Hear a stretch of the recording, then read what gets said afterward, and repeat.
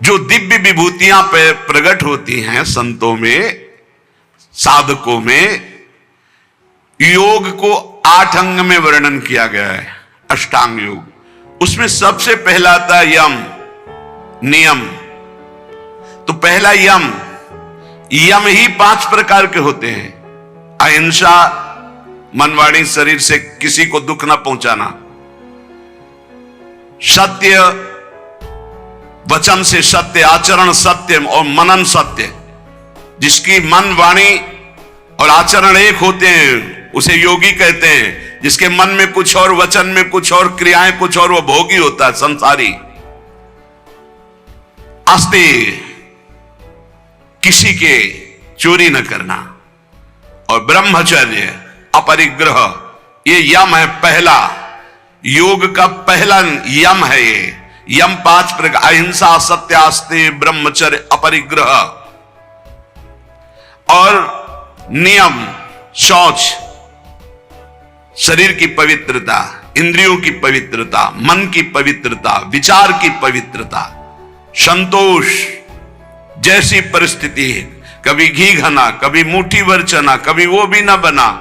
तपस्या, काम, क्रोध, लोभ, मोह, मद, मत्सर, इनके ताप को, अंदर की जलन को चुपचाप मौन होकर सह जाना। स्वाध्याय शास्त्रों का, ईश्वर प्रणिधान, अपने इष्ट पर दृढ़ निश्चय, ये नियम है।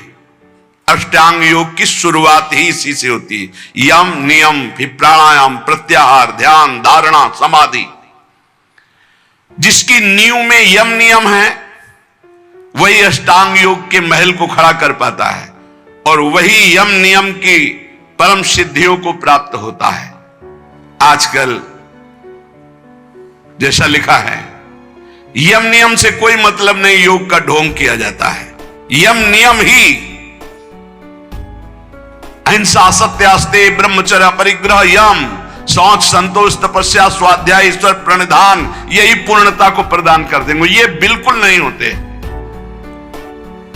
इसलिए मान, सम्मान, रुपया की प्राप्ति के लिए योग का झूठा नाटक हो सकता है, लेकिन परमात्म समाधि में प्राप्त होने के लिए जो योग है वो यम नियम से प्रारंभ होता है। जिसके जीवन में यम नहीं है, नियम नहीं है, वो कैसे योगी हो सकता है? किसी भी मार्ग का पथिक हो, ये दो तो होते ही हैं सब में, यम और नियम। चाहे वो किसी भी मार्ग का, किसी भी संप्रदाय को, अगर अहिंसा, सत्य, आस्ते, ब्रह्मचर्य, अपरिग्रह, शौच, संतोष, तपस्या, स्वाध्याय, ईश्वर प्रणिधान नहीं तो है क्या फिर जीवन में? सच्चे बनो, नकली मत बनो। आचरणों की सत्यता ही साधुता की प्रमाणता है। तुम्हारे आचरण कैसे है? परम तत्व अनादि है, एक है, सर्वव्यापी है, सर्वाधार है, सर्वनियंता है, सर्वमय है, सर्वमय है। उसके अस्तित्व का अस्तित्व है, उसके प्रमाण को अनुभव करना है। श्री हरिवंश प्रमाण मनम। चेतना तो सब में, चेतनत्व रूप में परमात्मा विराजमान है। आनंद समुद्र सब में विराजमान, कौन डुबकी लगा पा रहा है? इसलिए बस प्रार्थना हम तुमसे कर सकते हैं कि भगवान से चाह करो कि मुझे शुद्ध भगवत प्रेमी महात्मा, शुद्ध ज्ञानी मिल जाए। और जब संत मिल जाए तो संत की आज्ञा पर अपने जीवन को न्यौछावर कर दो। संत सेवा, संत आज्ञा, ये तुम्हें परम पद में पहुंचा देगी। तुम संत को तौलने की चेष्टा मत करो। तुम्हारे पास तराजू नहीं, कबाड़ तोड़ने वाले से सोना, चांदी, हीरा, जवाहरात नहीं तोले जाते। तुम्हारी बुद्धि कबाड़ है जो त्रिगुण माया से युक्त है। त्रिगुणातीत स्थिति वाले महात्माओं को क्या जान पाओगे?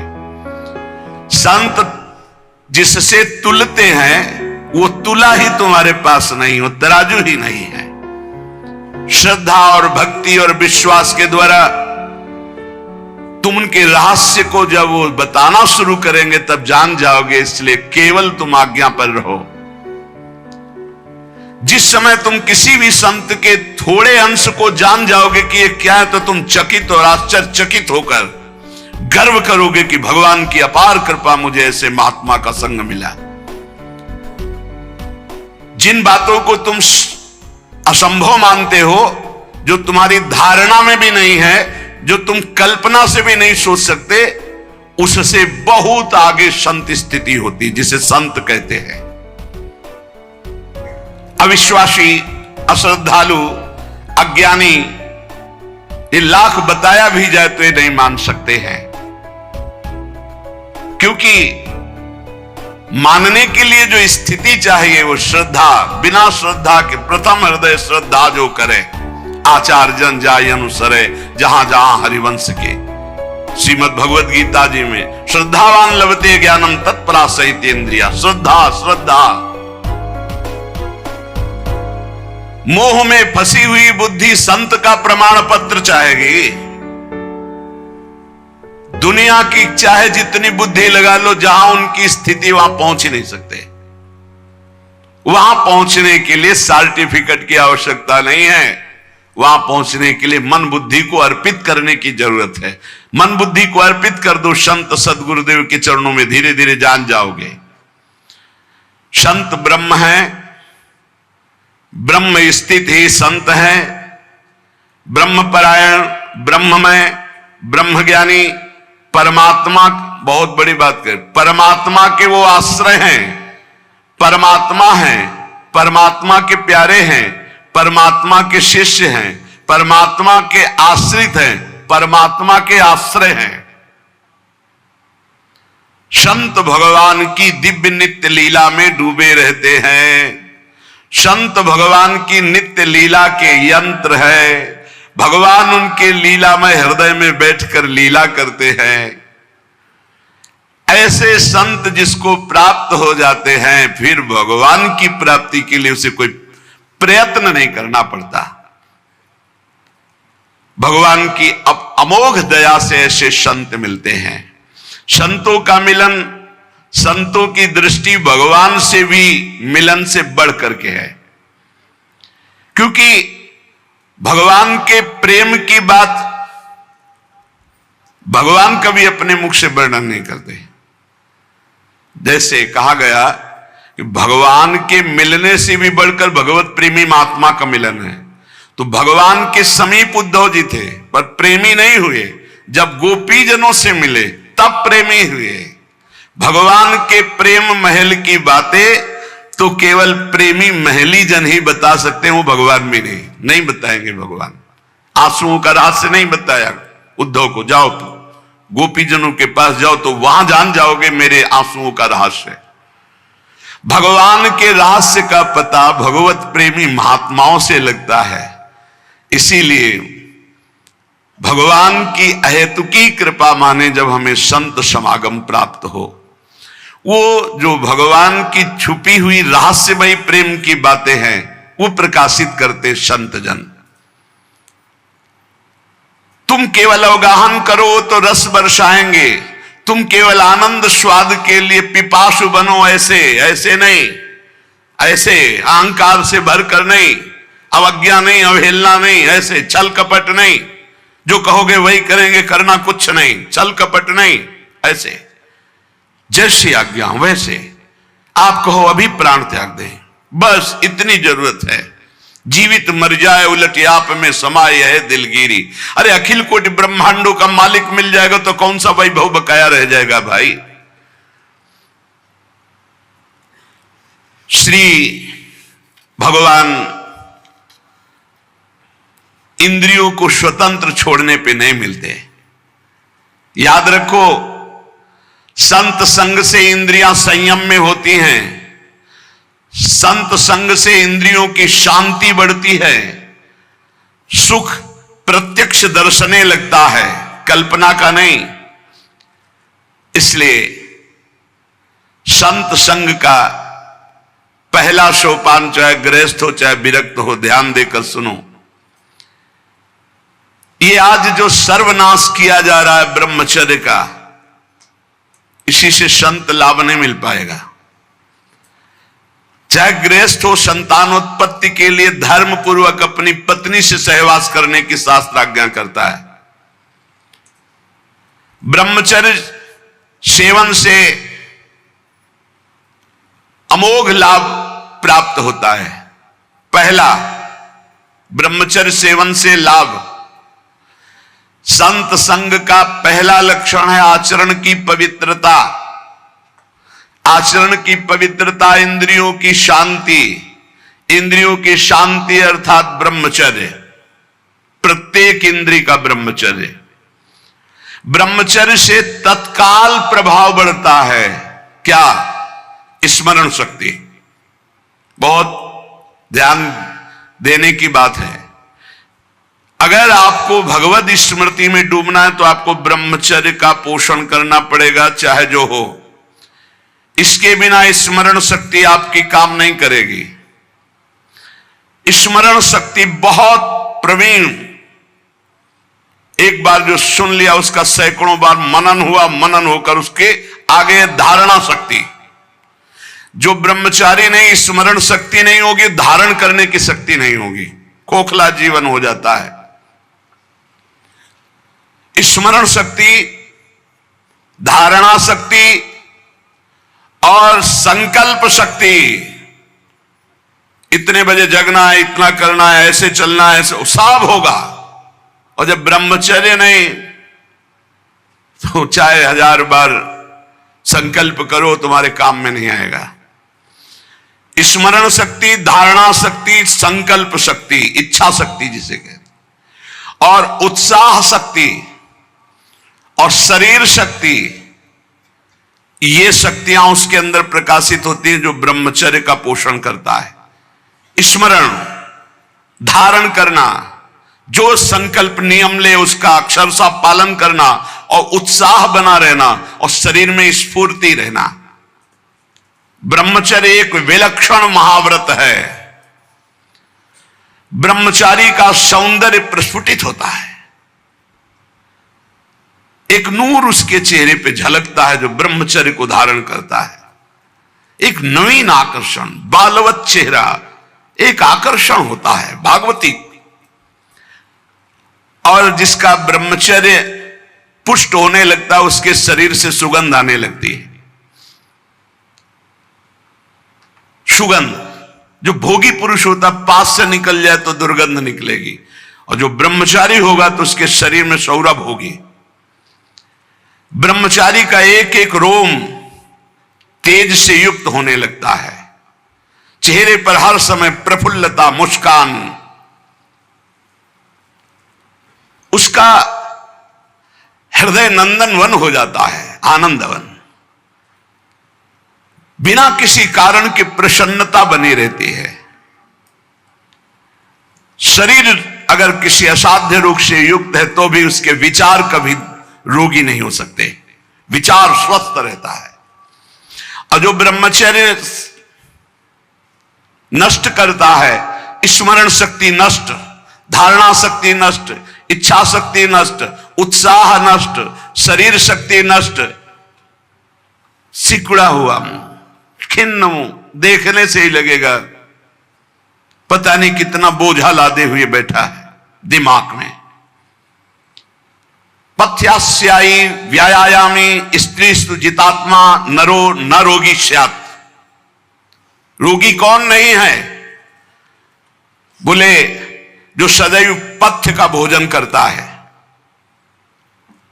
और मित भोजन, हित और मित, शरीर के अनुकूल, साधना के अनुकूल और थोड़ा भोजन करता है, पथ्यास्यायी।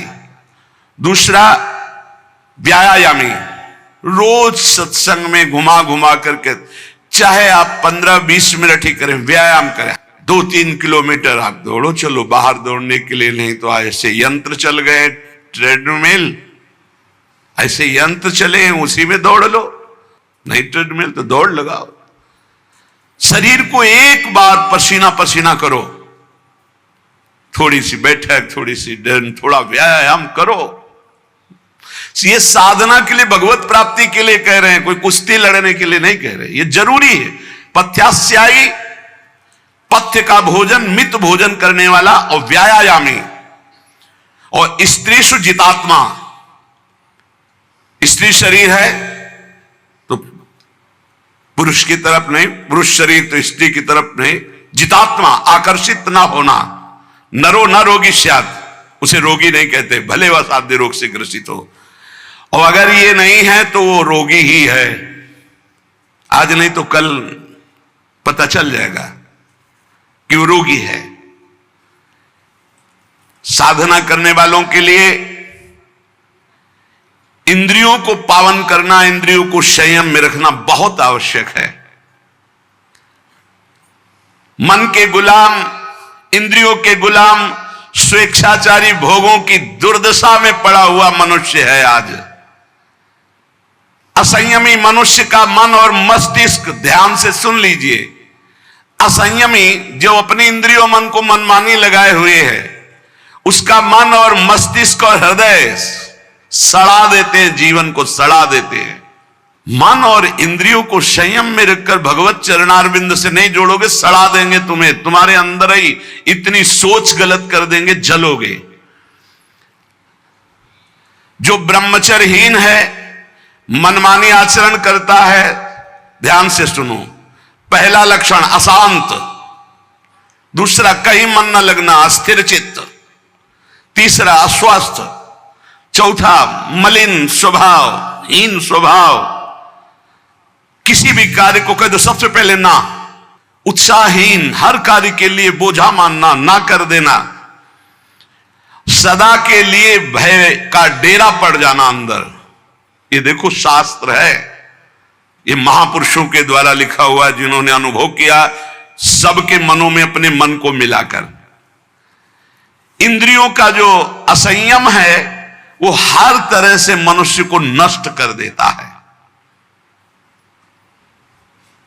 लोग अंदर का सुधार नहीं करते। जहां जहां असंयम है वहां वहां अशांति है, दुख है, बेविचार है, संयम विहीन जीवन, शुष्क उदासहीन पशुवत जीवन है। पूर्ण ब्रह्मचर्य तो देश का, समाज का, आत्मा का, सबका परम लाभ, अपना परम लाभ, चाहे गृहस्थ हो चाहे विरक्त। जरूरी है अपनी शक्ति को नष्ट करना, आवश्यकता के अनुसार धर्मयुक्त प्रयोग तो ठीक है। हम तो प्रणाम करते हैं उन गृहस्थों को जो गृहस्थ होते हुए ब्रह्मचर्य का नियम वृंदावन में लिए हुए और दूर दूर जगह देशों में रहते हैं और ब्रह्मचर्य का नियम लिए हुए। एक तो परिवार अमेरिका में है, आए हुए हैं कुछ समय से, भी हम वृंदावन में सत्संग में भी होंगे। सब सुविधा, अमेरिका जैसे देश में रहने सब सुविधाएं, और बड़े ही सरल सात्विक वृत्ति से, और हितधाम में कसम खाई थी ब्रह्मचर्य की कि हम दोनों मिलकर के कसम खाते हैं कि आज के बाद ब्रह्मचर्य रहेंगे। कैसा जीवन! अपने तो कितने ऐसे परिवार हैं, हम तो उनको प्रणाम करते हैं जो एक साथ पति पत्नी रहकर संयम पूर्वक जीवन व्यतीत कर रहे हैं। बलिहारी भगवान की असीम कृपा है, जिसके संग का डर बना रहता उसी संग में रहकर दोनों निकल गए। कितनी बड़ी हेतु की कृपा! यह है आश्चर्य, यह है आश्चर्य। रात दिन एक साथ रह रहे हैं, फिर भी कसम खा के ब्रह्मचर्य रहे। कितनी अपार कृपा श्री जी की! कैसा मन कर देती है श्री जी, नहीं तो बहुत कठिन है, बहुत कठिन है। वही जानते हैं जो इस मार्ग में चलते हैं। जो आचरणहीन है, जिसका भोजन ठीक नहीं है, अब लाख बार कहा जाता है सतोगुण भोजन करो, सात्विक भोजन करो। बाजार का ये अमुक चीज आनी चाहिए। कितने ऐसे बाजार की पैकिंग की चीजें निकलते हैं जिसमें कीड़ा रेंगते हुए चलते हैं। आप फिर पता नहीं कौन सी बुद्धि लोगों में फैल रही है कि घर का दाल रोटी बना करके नहीं खाएंगे, बाजार का आना, ऑनलाइन आना चाहिए। ऑनलाइन में हो जाओगे, हाँ ऑनलाइन में चले जाओगे। बहुत समझो सावधान, खान पान, नहीं तो ऑनलाइन में बुद्धि घूमेगी। श्री जी में चित्त लगाने के लिए थोड़ा ऑनलाइन से हटो, थोड़ा सा अपने चित्त को सुधारो। हम कह रहे हैं जबान में अगर सात्विक भोजन केवल जाएगा तो भजन में बहुत रुचि होगी, संयम से रह पाओगे। ये बावरे नहीं थे पुराने संत महात्मा जन की जो सात्विक ब्रजवासियों का अन्न या भिक्षान्न या सात्विक, देखो 10 दिन केवल देखो, शुद्ध दाल रोटी पाओ, मूंग की दाल वाली रोटी पा लो, फिर आप देखो भजन करके, और 2 दिन जरा इधर उधर होटल का पाके देखो, फिर देखो कैसा है। कोई भी कहीं भी हो, सात्विक वृत्ति से अपने घर का भोजन करो, कम से कम दाल पानी से धो लिए हो। और वैसे तो शुद्ध क्या रह गया, इतने केमिकल गेहूं में डाले जाते हैं, वो सब आकर के शरीर के ब्लड प्रेशर को, हृदय को, कई तरह के रोग पैदा करें। अब किसको किसको समझावे। गाय के गोबर आदि से जो फसल होती थी, बहुत 8 मन या 10 मन होते थे। हम किसान के घर में पैदा हुए तो हमें पता है। अब 40 मन 50 मन होती है। तो जब 8-10 मन पैदा होती थी तो सरकारी अस्पताल के बाद स्कूल हमारा था, तो सरकारी अस्पताल के डॉक्टर आते थे, बीच मैदान में कुर्सी डाल के बस हवा खाते रहते थे, कोई मरीजे नहीं होता था। गांव में बुखार आया, 2-4 दिन काढ़ा पिया, ठीक हो गए, अस्पताल जाने की जरूरत नहीं होती थी। और आज अस्पताल में आप चले जाओ तो भीड़ लगी हुई है। क्यों? सब खान पान बिगड़ा हुआ है।